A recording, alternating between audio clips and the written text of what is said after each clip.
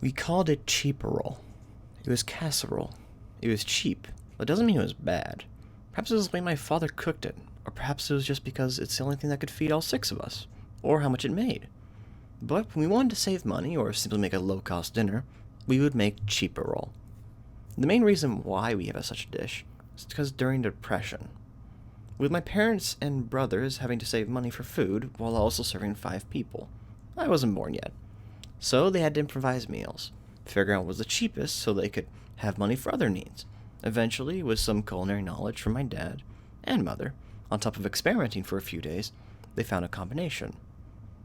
Rice, which was already known to be one of the main ingredients for my dad and mother due to how cheap and filling it was. Corn, locally made here, therefore pretty cheap. Ground beef, and cheese on top. The cheese was optional, of course, but it made the casserole easy to eat, and even today, when we make it, we have a mild hot sauce with salt optional.